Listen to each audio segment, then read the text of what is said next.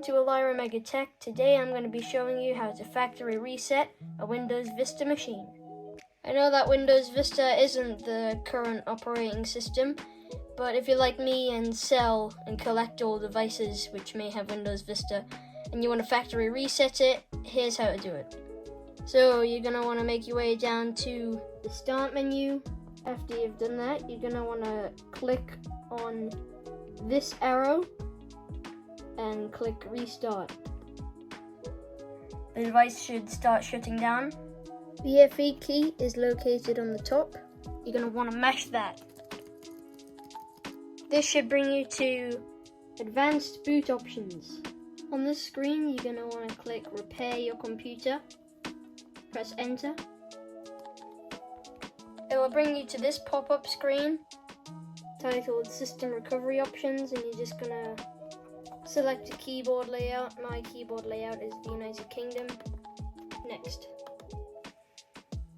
Then you're just going to type in your password. I don't have a password for this, so I'll just press OK. But usually you type your password and then press OK. Then it'll bring you to this screen, and on the screen your computer might not say powered by Acer, it'll say Recovery Manager, but mine says Recovery Management powered by Acer.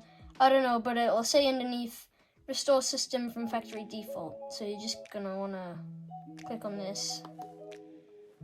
Then I'll bring you to this screen. I don't know if it'll be the exact same one for you. This one says eMachines on it, because that's the brand of the device that I'm currently using. So then you're gonna wanna click on Completely Restore System to Factory Defaults. And then click Next. Just keep going.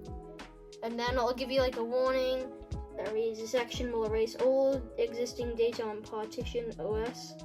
Press OK to continue and press cancel to abort. So you're gonna wanna press OK.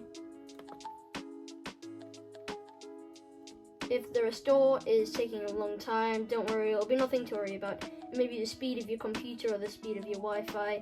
I'm using a pretty old machine, so it's not gonna take like 2 minutes. What you're not gonna wanna do is turn off the device. This will probably corrupt everything. You won't be able to use your device anyways, no matter what it does. So just let it do whatever it needs to do, let it take its time. At the end, you'll be able to set up your computer like you did when you first bought it.